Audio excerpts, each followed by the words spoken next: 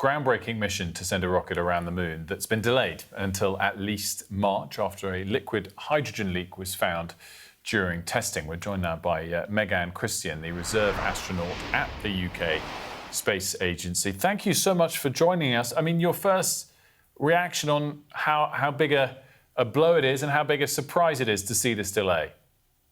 Well, it's a shame, but it was a test, so it could always happen. And I mean, the wet dress rehearsal went well, but it didn't go perfectly. And if you're going to send humans to space, it needs to go perfectly. So I wouldn't say that it's a huge surprise.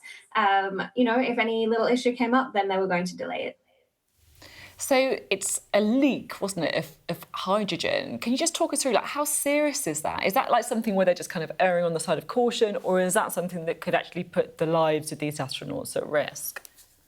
So hydrogen is the fuel that they use along with oxygen, and it's notoriously difficult to handle because hydrogen is a very, very small molecule, which means that it can escape very easily. And these are the kind of issues that came up for Artemis I as well during the wet dress rehearsals there.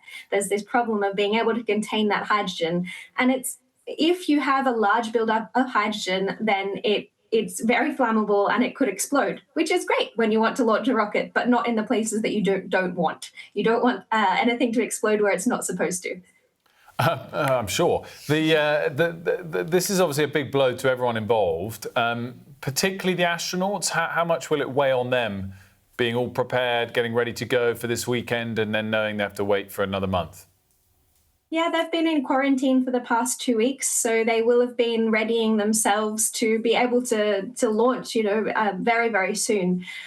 But they knew that this could happen. It's happened many times in the past that astronauts have had to come out of quarantine and go back into it again, so they'll just be resetting and getting ready to go, hopefully in March.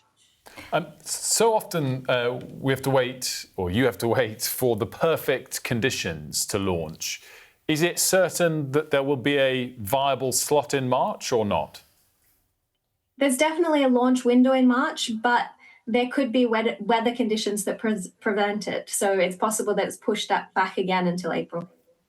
And you were talking about being in quarantine. I'm quite intrigued by this. What does being in quarantine actually mean? And does it mean that if it's been delayed by a month that they've got to do another month in quarantine?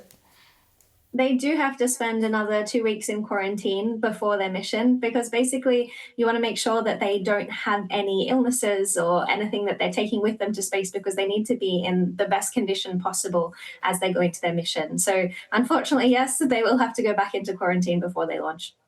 I was hearing earlier from Thomas, our science reporter, about how significant it is that of these astronauts, I think I'm right in saying that it's the first Canadian, the first woman and the first black astronaut to leave Earth's atmosphere. Is that right? They will be the first to go around the moon, yes, or to go, to the moon. So this is it's a historic mission, and it really shows that space in the future will be available to everybody, because we see that representation there.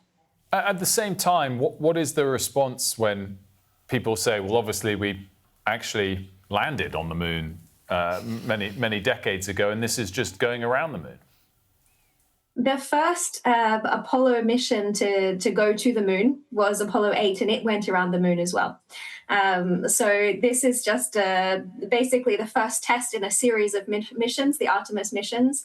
And this time, instead of going to the moon a number of times, we're going to go to the moon and stay there. So we will have a station orbiting the moon, and we will have an outpost eventually on the moon itself. So this is about going to the moon and being there sustainably, staying there for a long period of time.